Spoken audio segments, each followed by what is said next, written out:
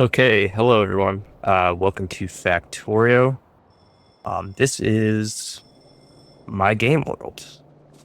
This is one that I've been cooking up for a while now, so it's already very much in progress. I've had a couple games going, but I'm still a relatively, I'm still rel a pretty new player to Factorio. I'm still a beginner. Um, there's a lot I still don't understand, but I'm trying to get some of the basics more and more as I play. So this is going to kind of be, I guess, like a log or an episodic version of my journey as I play this game. And if you guys want to come along for the ride and, see what I'm cooking up, I want to share it with you all. So, yeah, without further ado, I guess I'll kind of show you around. You comfortable with like my current setup, which is very uncomfortable. There's a lot going on, especially for someone who is maybe new to Factorio or hasn't really played before. This is also, I guess, going to be a bit of an introduction, but I'm also jumping in deep into the pool since I've already got like a couple hundred hours into this already between this game and some other games with my friends. Yeah, so I guess let's give the short form tour, and I'll kind of jump into what I'm currently working on, my current goals for this game. So, here you can see I've already got a bit of a rail line going. Stretches all the way to Big Gus's ore yard, which is one of my satellite bases that's refining iron.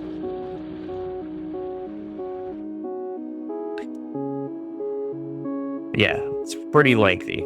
Covers quite a bit of square footage. Proud of that fact, but it also comes with some consequences. One thing you'll notice is there's a lot of red on the perimeter. I did tweak the settings on this game because I got a little overconfident when I started playing with a buddy of mine and our game was going super easy and I wasn't seeing any bugs. I was like, well, this is too easy. I want to change that. I want to make this a little bit more gruesome. I like games like Fallout that got that survivalist aspect to them. So as a result, I tweaked those settings to essentially make them... Oh, here's some coming out to attack my base.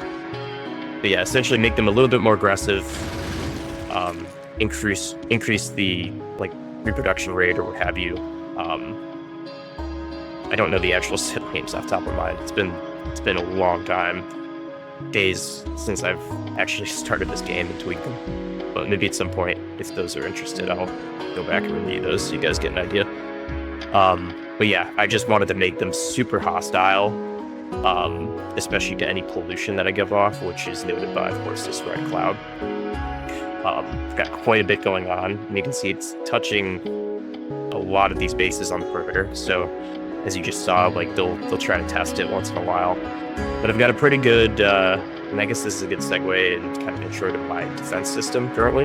I've got a couple of these like automated turret setups.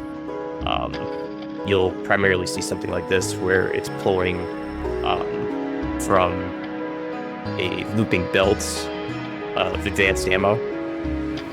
Pulls that ammo into a chest. Probably not the best solution, but it just gives them a little bit of a fallback in case each of the individual turrets run out, because they can only hold 10. This gives them an additional capacity of 100 in case, like, say this belt is low and then you did pull from like a storage solution. That's what this serves, and it just essentially evenly distributes between the two as best as it can as needs increase. Well, if something's getting attacked over here, I'll jump to it. Oh yeah, I should probably go handle this. This is a work in progress upgrade to my defense system for one of my bases. Suck my copper. Yeah, I need to handle that. So we will handle this somehow. Actually, maybe there's even a way I can deal with this now. I think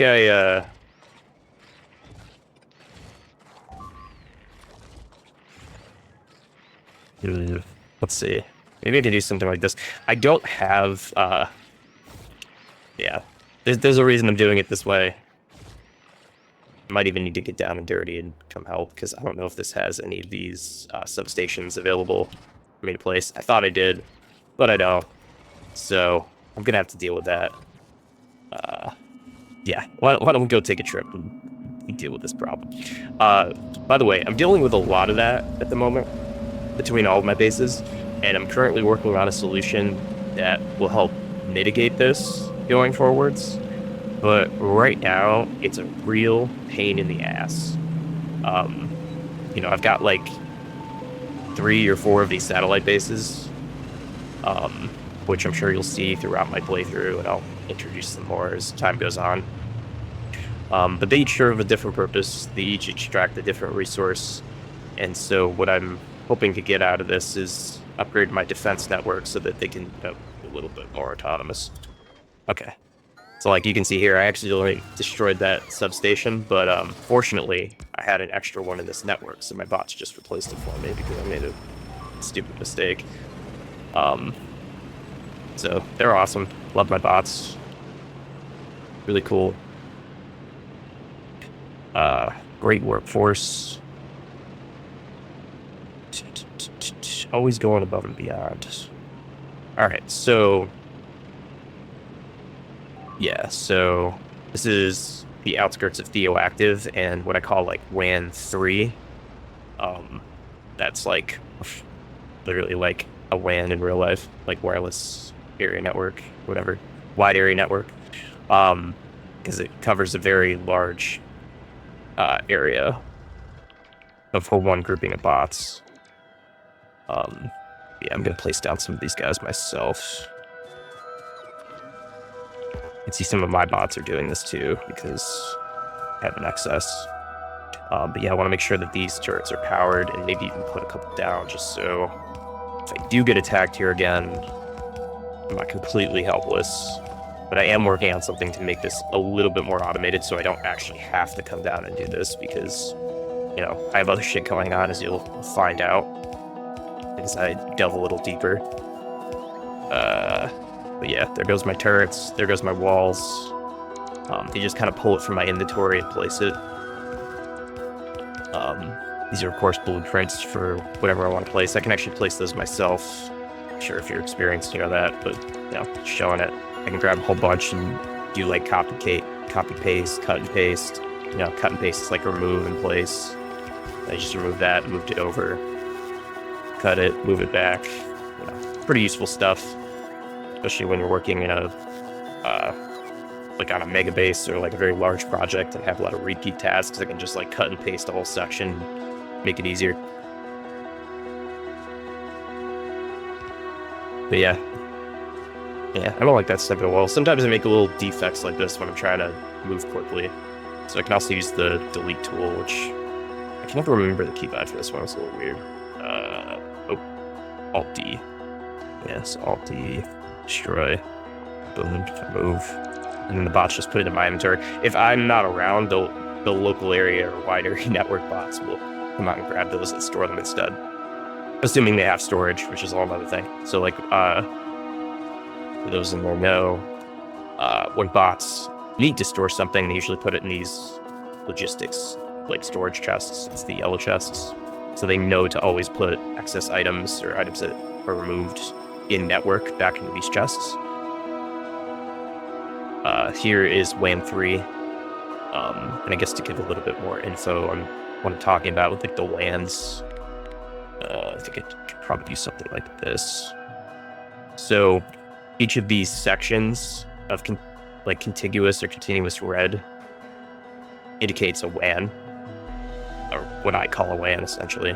It's the same concept of a WAN in real life, right? Like a wide area network. So imagine that each of these bots are like nodes in a network. So in this case, Factorio calls them roboports, but roboports are essentially like routers or switches in modern day real life networking. And so what you can do is you can actually connect them together as long as the red square of their border is in close enough proximity. So I guess as an example, visually illustrate this. If I was to copy one of these, like I was just showing, you'll see that it has like a red square around it, followed by a green square. So the red square needs to connect to another red square in order for them to hook up. So you can see that as I bring this square closer, like it's touching that upper right square, so there's a dotted line there, which means these nodes are connected. But if I bring it, see how there's green at the north end, top end, and I close that gap, now it's connected to the northern one. So essentially I have to do these in series, and when they're all connected up like that, essentially get WAN. Versus a LAN, which is just like one or two of these or whatever. So this is like my main WAN, because this is my main base. This is like this very long section here. There's a shit ton of stuff going on. And this goes all the way to like my copper mine, or my coal mine over here. And then you can see I start a new section because these two red squares are not connected. And the question might be like, well, why did I do that? And the reason is I found out the hard way that bots, if you connect all of these up, they'll actually take the shortest path to get from point A to point B. So I was having bots that were getting, all my resources from my main base, my outputs, so like, like belts and inserters and like all of the, component-based, like non-primitive items. It would take these and essentially try to go through all these bugs here, all these red dots, and they would just get obliterated by the bugs. So like a next best solution is to separate these out so that can't happen. So like now I've isolated into multiple WANs,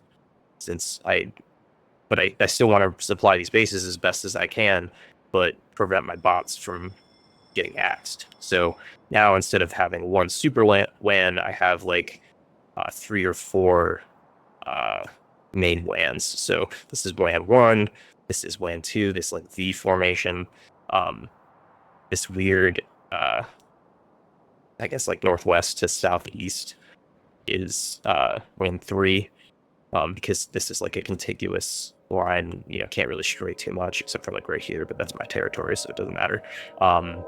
Here's like WAN 4, which I actually still need to set up, hence all the gears. This is where like you would load and unload.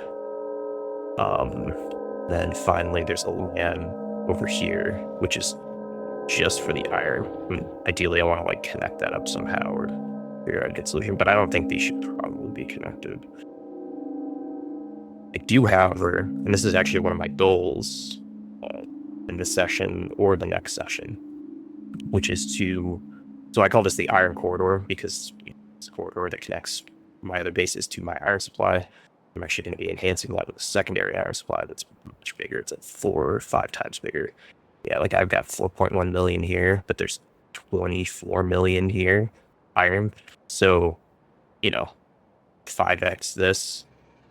And yeah, that's the supply, but there's also a ton of bugs, and I'm going to have to call them and deal with that problem.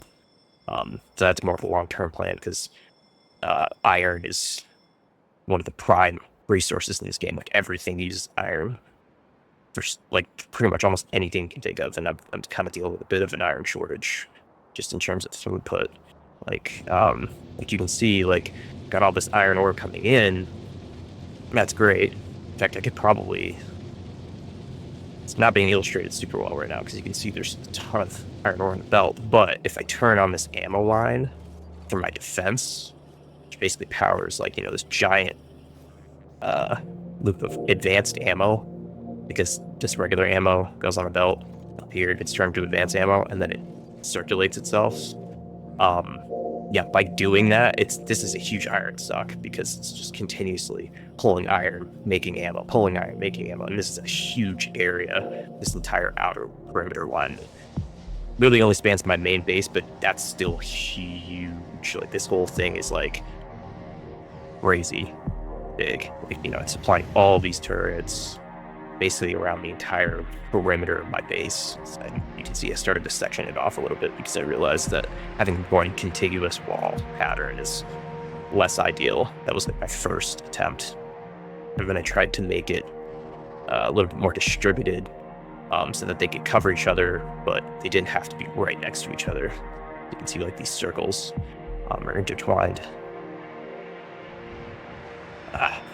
Yeah, I went way off the beaten path, and I actually have to do stuff.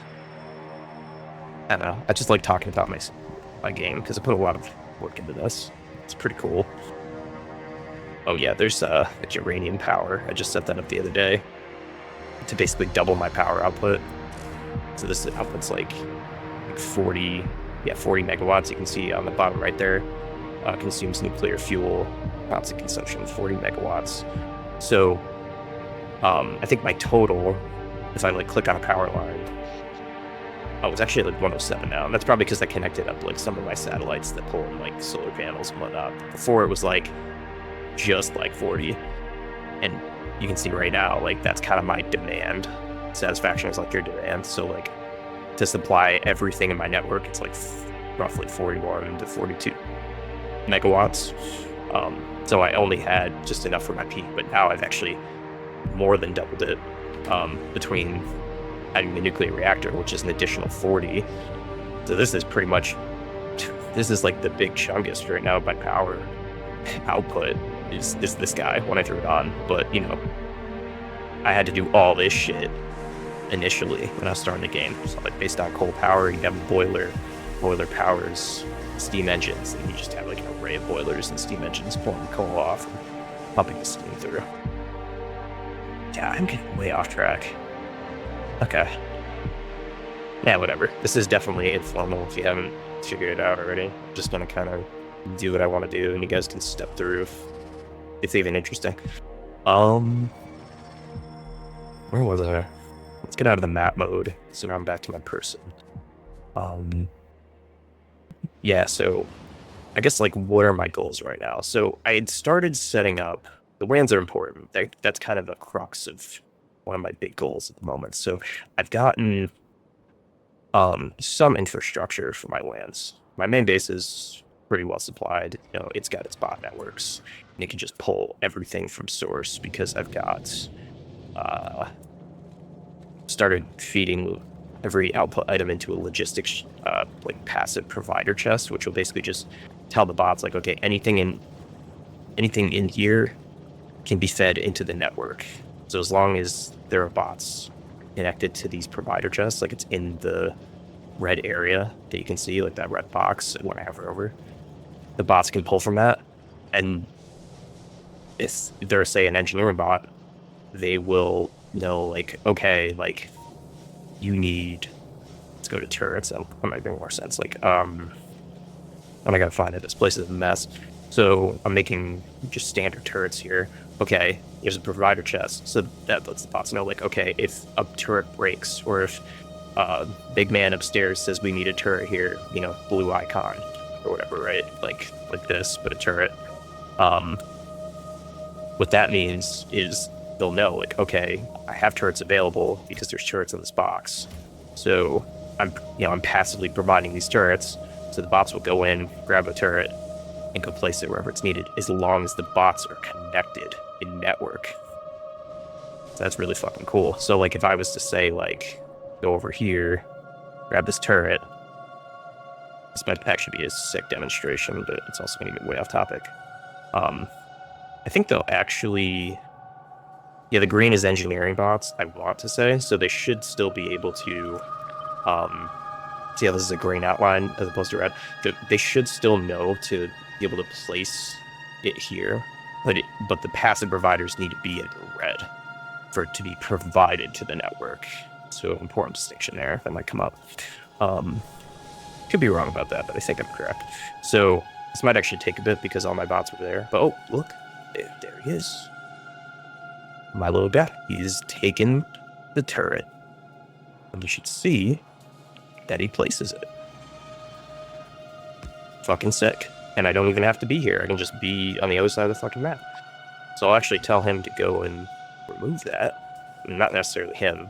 It's like any bot, but he's closest now, so he'll go fulfill that task. So he goes over, he's like, boom, delete. And it's not a true delete, it's like soft delete. Like, okay, I'm gonna go remove this thing from the world space, but hey, I figured you might need this for a later boss. So what he's actually gonna do is, talked about storage previously, those yellow chests. I got an array of yellow chests over here. They're kind of blocked by the icons of the items that are inside of them. He'll just pick one, I think at random, essentially, and then he'll just plop it right in. And then, like, let's say I don't have any turrets in that chest, where I'm actually making them. So like, yeah, again, I get confused. Over here, let's say there's no turrets in this passive provider, but I need one for something. You'll pull it from these storage chests. Pretty sick. So, as a backup. But yeah, let's go back to the WANs, because that's more critical, and again, that's more in line with what I'm currently working on, which is I want to make sure that these other WANs, you know, like WAN 2, WAN 3, 4, iron, whatever, I want to make sure that they have like max satisfaction, or at least like maximal satisfaction, like without me putting in too much work. So what I started designing the other day was a new train system that was delivering like more key items.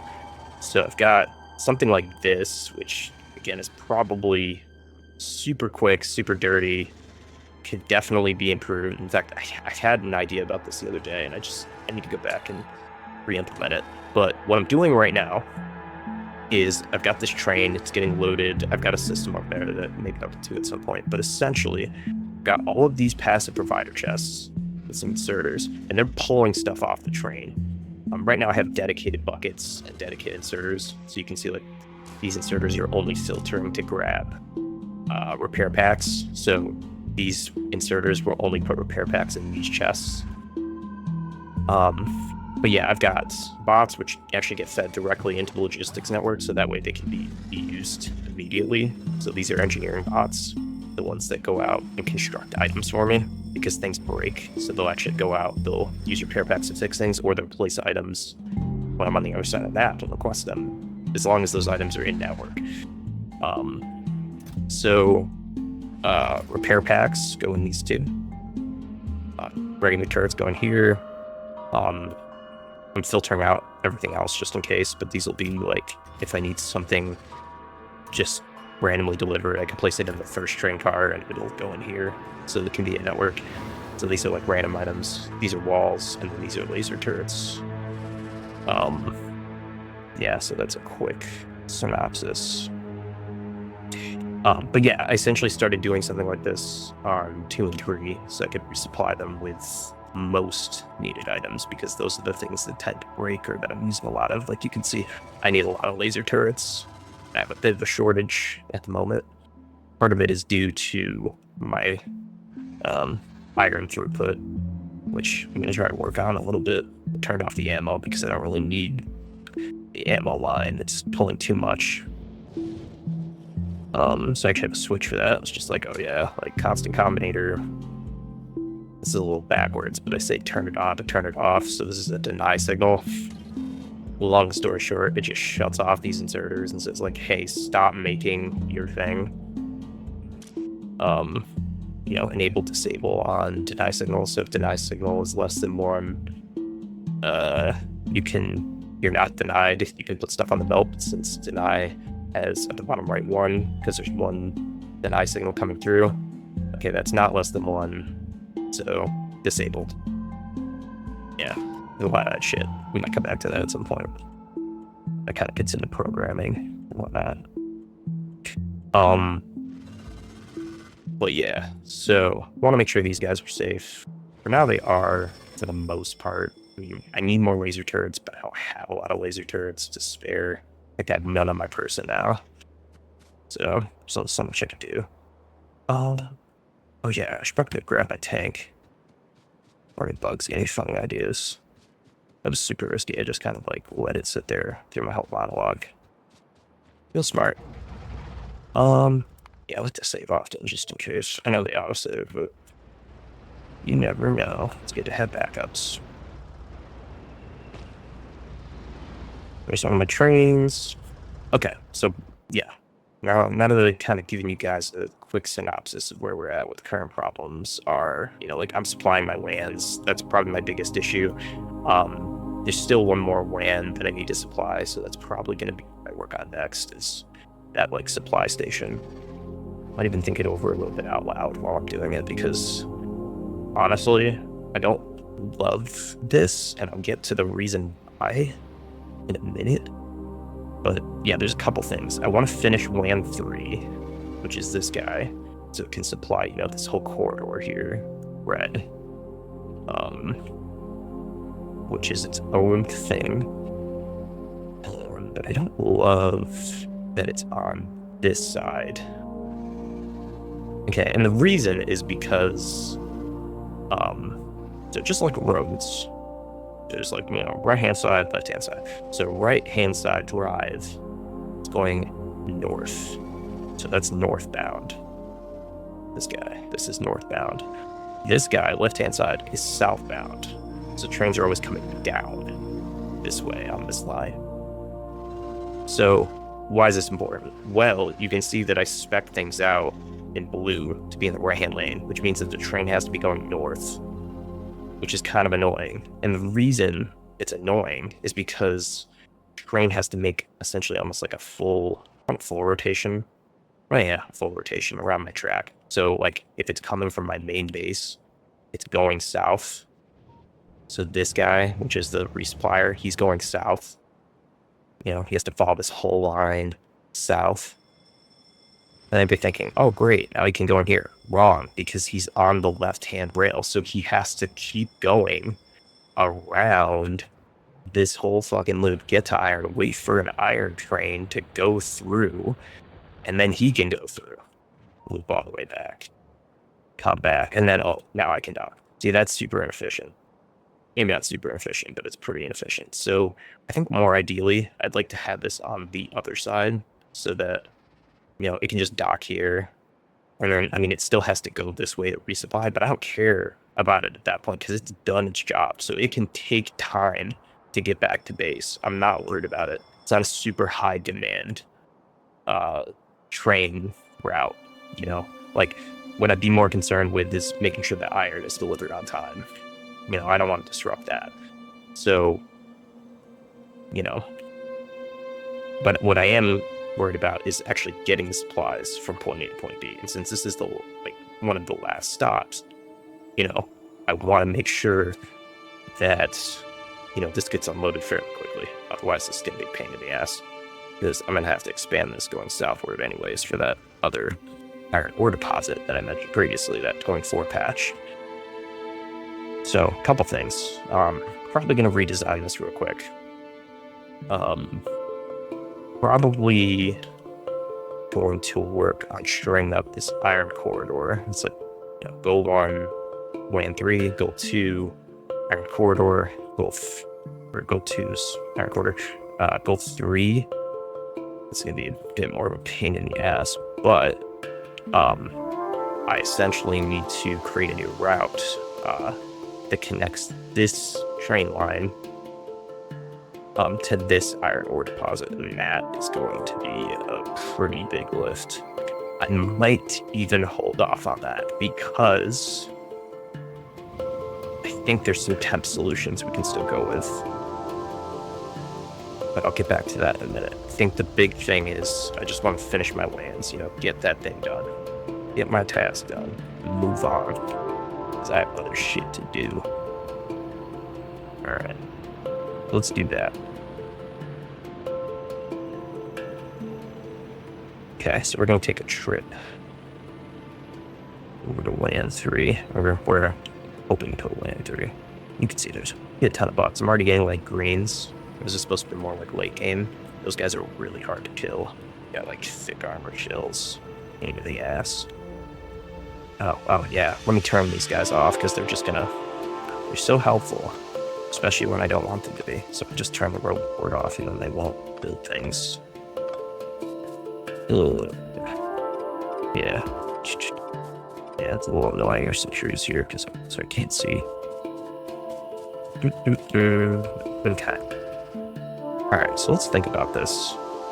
I actually just got a bit of an idea, but yeah, it might require me going back to the base, unfortunately. Let's see. Okay, I do have a little bit of landfill. So landfill are basically just like giant dirt blocks. Not like a, garbage landfill. It's different. I think it's the same kind of principle, like they're building over trash or whatever, but you get the point. So like I'm just putting some dirt down so I can cut off some of the lake, and that allows me to build over here. So what I want to do, again, is have it on this left-hand side. So that's what we're gonna do, or attempt to do. I'm probably gonna... Oh, okay, that kind of works. Actually works better than I thought it would. And you need to support like 3 train cars worth, which I think that's close. And also do a quick, like, pseudo measurement. Okay, here's a cargo wagon. Oh, duh. This always trips me up. I'm so sorry. So, ideally, I do want the load and unload areas to be, like, directly, like, horizontal, like, east-west and north-south. Because otherwise, these inserters don't map right. And this is just like an odd quirk of this being like a 2D game or whatever. Like, if you have weird diagonals like this, the inserters have to be at a weird diagonal, so you like don't... It like doesn't map right, and you get like weird issues. Okay, so this actually is not... It would be my desired spot, but I can't do it. So, what shall I do? Okay, this spot is looking pretty nice. The only thing that sucks is the bugs like right here. So I'm gonna have to be super fucking careful when I'm building this thing. Like, I'm probably gonna have to set up some turrets because I'd be concerned about this thing getting attacked. That being said, I don't really have to supply it just yet. But yeah, watch this. Oh, not good. Shotgun. Auto shotty. Really good at clearing debris, like rocks and trees. Okay, so gonna save here. Okay, so the next thing is let's get our rail lines. And gonna do what I was intending on doing before. Yeah. It's a little painful. Sometimes the rail snap is not work the way you intend it to. So let's see. I'm a little concerned about how close I have to bugs.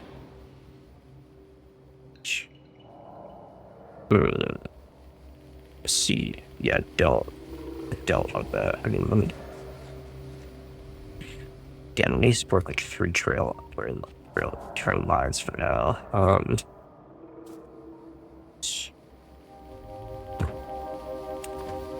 Could build this out just to see how it plays. Okay, so let's take that caboose. Yeah, so something like boom, yeah, that works. And then another one. Boom. Yeah, so that could work. I think. Take this guy again, just go get a quick measurement. Yeah, like that. That should be just enough, I think. I'll have to move that rock, but that's a pretty easy task. Oh,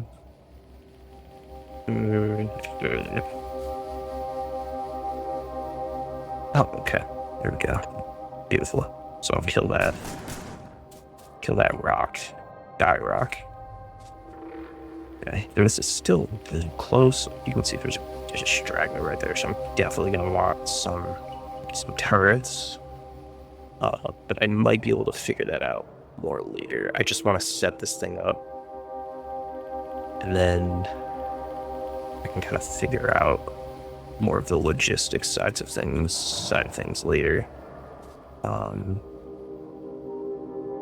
Yeah. Okay, let's send out the bots.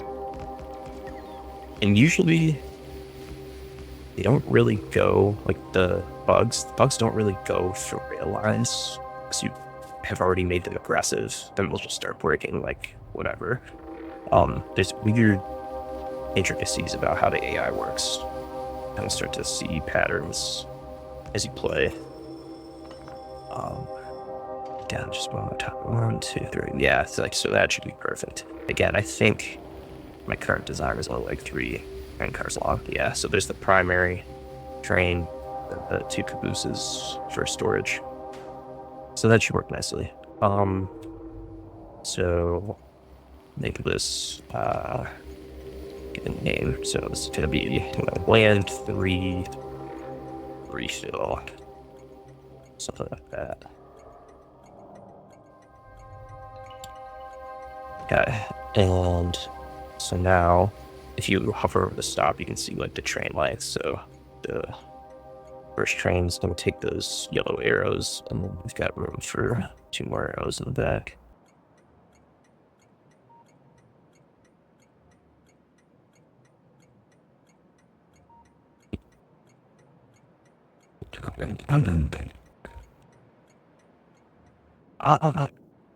So here's a great example of copy pasta. So what we can do is we can go up here and I can look at my current design, right? And there's other ways to do this. Like I could save it, but I'm a little lazy. So what I'm gonna do is I'm just gonna take all this shit, I'm gonna copy it, look at a map, line it up with my caboose area. Oh, there's my copy design. Okay, it's gonna need power. We'll deal with that. Quick and dirty is throw a substation down, but from the substation needs power, so then we're gonna throw down something that has a little bit more range. So throw down a big electric pole, because those have the longest wire range, but then the substations have the largest blue area. Like, see, they have this the large electric pole, like it has the longest wires, so the wires go farther, but it has the smallest area, but the substations have the largest area of effect, if that makes sense.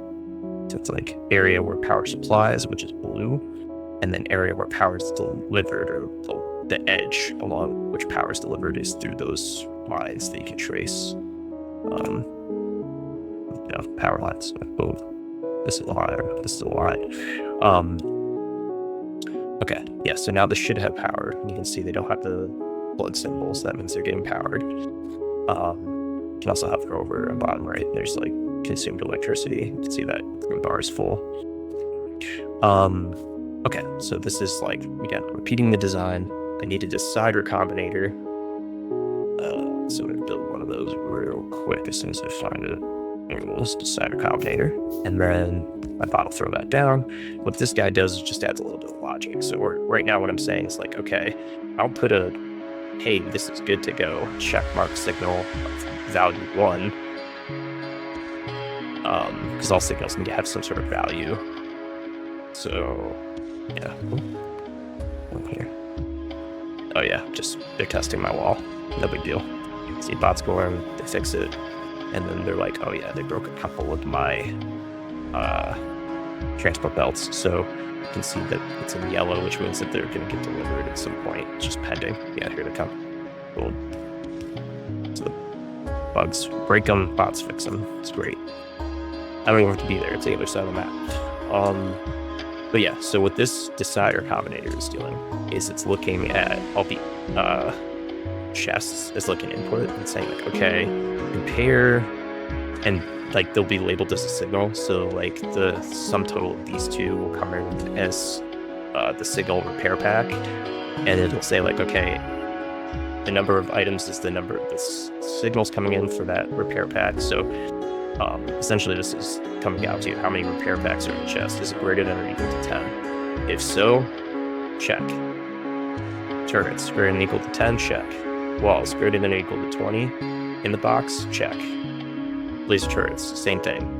Substations, same thing. If all of these are good, so that's what the and is. This and this and this and this and this. If all of that is true, this and this and this, all this, all that's true, then output a green signal 1. So that's going to come out here. And we actually want to feed that green checkmark of 1 to the WAN 3 train stop. But I can't do that because it's a little far away. So what I'll do instead is I'll put a big pole down, connect this red output wire to the big pole, which traps to the other big pole because it can go the same distance as regular wires. And then for the big pole, it goes to the train stop. So now the train stop, get that signal. I have it set to send to train, so it's going to send that output signal all the way into the train. You're like, okay, you're feeding the signal into the train. Then what? Well, if we go look at that train, it has a bunch of train schedules. You can see for WAN 2 and WAN 3 refill, got it greater than or equal to 1. And the reason it's greater than or equal to 1 and not equal to 1 is like we could accidentally go over 1 if we have more items in chests. So like, I think the way it works is like I encountered this before, is like if you overfill on multiple items, what could happen is you get like 2 check marks. So, you know, if it jumps from 1 to 2 really quickly, just because it's unloading everything really fast, then, yeah, all right, still move on. Like, it won't stop the train. I guess this is actually WAN 4. I'm gonna make a mistake. Yeah, I fucked up my own naming convention. It's a little confusing. But yeah, this is WAN 3. So this is actually gotta be, yeah, that's why it's got a box 2, because there's another stop with that name. So this is gonna be WAN 4 refill. -1, or actually doesn't have any. So WAN 4 refill. And now what I'm gonna do, connect this up, is I'm gonna tell my train, okay, add a new schedule, WAN 4 refill. So it's gonna hit the schedule in this order. So it's currently refilling at main satellite refill, which is essentially WAN 1. Probably rename it, but I won't do that now. Then it goes to WAN 2, WAN 3, WAN 4, like in series, which is good. So this is like going down the line from northwest to southeast. So eventually you go to like iron next and so on. So it's, you know, giving them off or unloading in closest proximity order to the main base. Yeah, so, oh yeah, and then, I don't know if I did this already, I probably did, but on that train schedule, oh, I didn't. You have to add a wait condition, so it's going to wait until this condition is met. So I'm going to say, wait until circuit condition, check mark, greater than or equal to 1. There might be a way to copy paste this. I haven't figured it out yet. Maybe it will at some point. Not really sure, but now it's good to go. Okay, so the train will stop there automatically if I send it out, which right now I'm just sending it out manually because I don't really have a reason to do it automatic just yet. Just like, hey, like, as I see a problem, tell my train to go fix it. Eventually I'll make it automated, but, well, more automated, but not yet. Okay, so, semantics. This is good to go, mostly. Again, I will need turrets. I should probably spec something out just so I don't forget. I've been primarily going with laser turrets because, first of all, I have connected up everything to my main base, so it has access, like, everything except the iron, because the iron corridor is a little dense right now with bugs, which is the next thing. What's it called? Blanking. All of the other WANs are connected up with electric poles that go all the way to my main base. If you follow this all the way up, you'll see that there's electric poles that come all the way up to my main line. And so that means they get access to my total 107 megawatts of generated power, or potentially generatable power, I should say. So right now we only need like 40 or something, 42. So yeah, if I come back down to WAN 4, you can see it has that same production and satisfaction value because this is all hooked up, which means that all of the satisfaction is generated from everything up into including WAN 4. But same thing with the production. So WAN 4 gets all 107 as needed. So we got a pretty big ceiling to work with. But we don't have a whole lot of this turrets and resources, so we're going to work on that. But for now, let's go back up to one of my work in progress bases, or designs, I should say. Grab this guy. And yeah, I just need a little bit more protection around my turrets. Do something like this, I guess. And that might even be a little too close. I'm not trying to play God here. I'm just trying to figure out a good solution.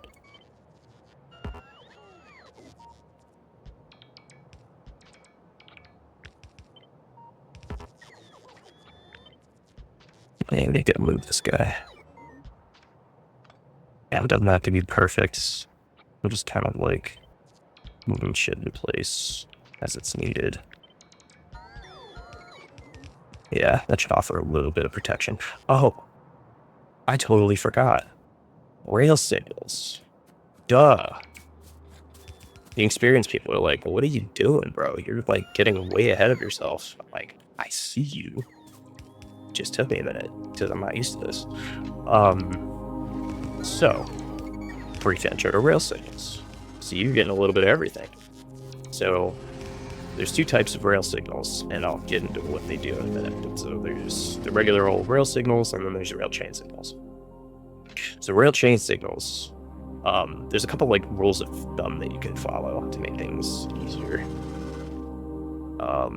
So rail, I'll put them down here so we can see on my hotbar. So rail signals are basically just your typical yes go. If there's something ahead of me, I can't go. Something ahead of me, meaning a train. It won't look for anything else. It just looks for trains on the track. So if there's a train ahead of me on this track, I can't go forward. And you can see it's now delineated by a yellow line and a previous blue line. So the train comes down. If there's a train in the yellow, the train's coming down to blue. The train on the blue will see, oh, this is red, just like a traffic light. This is a traffic light. So it'll physically turn red, indicating there's a train there. And then when that train leaves the yellow and moves on, it'll turn to green, and then it'll turn, I think, yellow briefly while the train's moving through. And then once docked, if another train comes down, it'll be red. Well, actually, not even if another train comes down, it'll just be red while there's a train in the next area. So while there is a train in the yellow, signal is red. But then there's rail trains, or there's rail chain signals, and those are a little bit more complicated. I probably couldn't even give the best synopsis, so I'll go to the description. Reads next signal in the path to allow better control of trains. So I think what this is saying is it actually looks two signals ahead, essentially. But to make things less confusing, here's what I know. The rail chain signal is used for intersections only. And only when you're coming in to an intersection. So that's the rule of thumb. So this is a great example, right? Because as we know, this left rail is going north-south, meaning it's coming southwards. So we know a train that's coming this way is going to have an intersection here between these two rail lines, so it needs to make a decision. So what we can do is place a rail chain signal, and you can see that the first thing it does is it divides up sections, just like the regular old rail signal. So now we have a blue incoming and a yellow outcoming. Great. And the yellow outcoming is both of these. But now we want to separate this, because once a train leaves this intersection, we're clear. We want to have trains come in. So what do?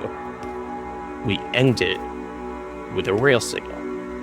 And now you can see it's turned to new purple, but you can see the purple only takes up that Y intersection, which is what we want. So as long as there's a train in here, do not pass. But also, I guess, in line with the rail chain signal, look at the second, the blue, and make sure that there's no train there. As long as those two things are met, good. Something like that. But essentially, what I know to remember is, like, use rail chain signals if you're coming into an intersection, and use rail signals, regular rail signals, when you're coming out of an intersection. And also use rail signals whenever you want to just divide up lanes, because, like, to see that there's problems that arise if you don't put enough regular rail signals down. Just to signal, like, hey, there's something ahead of me. You'll get, like, deadlocks and whatnot. Okay. But yeah, so I'm gonna put another rail signal there.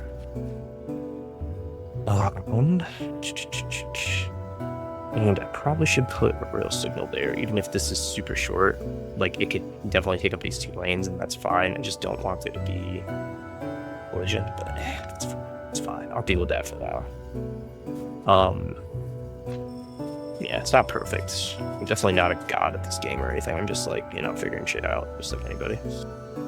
Okay, and then again, this is an intersection, so rail signal out and chain signal in. So chain signal, put it there and like there. Okay, so now, yeah, rail chain signal in, rail signal out. So trains coming into the intersection, rail chain signal, regular rail signal out of the intersection. Boom, we're happy. And you can see there's little pieces like this. This might not even be needed, honestly. Probably fine. Yeah, it just extends the blue. Like, okay, whatever, we're good. Okay, so now this guy's hooked up, and I already had the other rails hooked up, so that should be fine too. But yeah, I just wanted to make sure that this intersection was called out, and that we're now taking care of it, because trains could collide. It really comes into play in something like this, where you have 2 trains that are sharing the same line, and you want to merge them. Well, one train has to come first, and it's first come, first served basis, so one train goes in, another train waits until it's done, and then the next train follows. And they should theoretically go the same speed unless they're using a different power support, like power supply source, I guess you could say. So like coal versus like jet fuel for the train, but that's another story, which, by the way, might come up soon, because I did start doing it with one of my trains, but not another. It's possible I might have inadvertently created a future collision if I didn't set up my rail train signals correctly, because what could happen is, like, one train could essentially rear end another because it's going faster than the train ahead of it. I don't know. We're gonna find that out the way. It's not that big of a deal. We'll clean up the mess if it gets to that point. Okay. I think we're done here, though. You get the idea. I might even cut this short here. Take a little quick break. We've got WAN 4 set up. That was kind of my goal now. So on the next session, we're going to be working on this iron corridor, and we're going to maybe we're going to call some of these bugs, figure out how we can get some of our power supply or big power poles across here so we can deliver main power to this guy. It is self-sufficient, which is great, but I might want to add more devices and whatnot. And so it's going to be a little bit easier if I can get everything over there too. Kind of like a backup. Okay. Well, that was just fun. Hope you guys had fun. And I'll see you in the next one. Later.